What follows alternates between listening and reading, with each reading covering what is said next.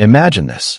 You've been waiting days for the perfect gift to arrive, something that's going to cheer up the person you love most. The doorbell rings, you rush dripping wet from the shower, throw on a robe, and wait by the door, only to get a text saying, "Delivery failed." You weren't home. That sinking feeling? That outrage? Yeah, that was me.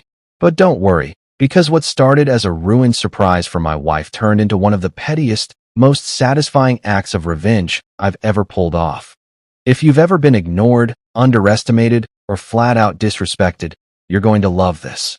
Hit that like button, subscribe for more true stories, and let's dive into how one lazy delivery guy learned the hard way that shortcuts don't always pay off. It had been a rough couple of weeks for my wife, Anna. Work stress, family drama, the weight of life just piling on. She hadn't had a reason to smile in a while, and I wanted to change that.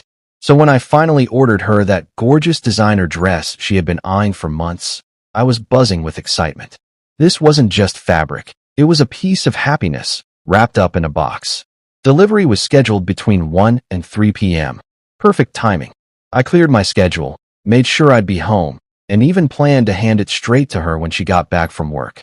At 12:30, I thought I had plenty of time to take a quick shower. That was my first mistake, because 10 minutes later, the doorbell rang.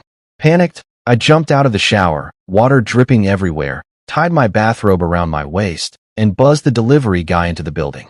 I stood there, wet hair sticking to my forehead, clutching my robe shut with one hand like some desperate sitcom character. Any second, I thought he'll knock. But the knock never came. Instead, 10 minutes later, my phone buzzed. A text. Delivery failed. Recipient not home. I froze. My heart sank, then immediately boiled over with rage.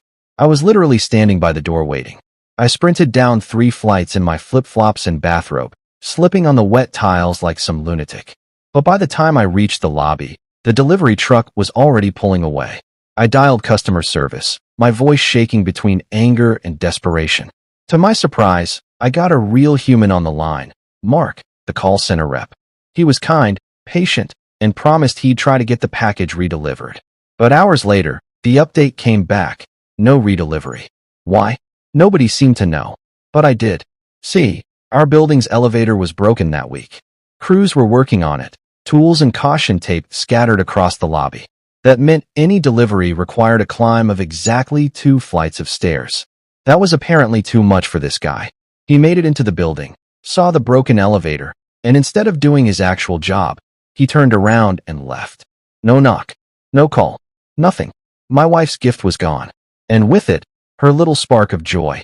And that's when my anger turned into something else, determination. Watching Anna's face fall when I told her what happened, that was brutal. She just whispered, "It's fine, don't worry about it." But I could see the disappointment in her eyes. That's when I decided, this wasn't going to slide. You can disrespect me all you want, but disrespect my wife? Kill her excitement just because you're too lazy to walk a couple flights? No, that wouldn't stand. The call center rep had given me options, redelivery to a neighbor, to my office, or to the package hub. That's when the idea hit me. See, I live on the 3rd floor, but my buddy James? He lives on the 8th floor of our building. And thanks to that handy little elevator out of service email from management, I knew for a fact those stairs weren't getting fixed anytime soon. So I messaged James. "Hey man, can you do me a solid? Be home tomorrow and sign for a package." He laughed when I explained. "Oh, you're evil.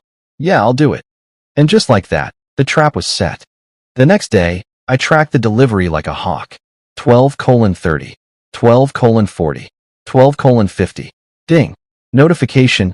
Courier arrived at building.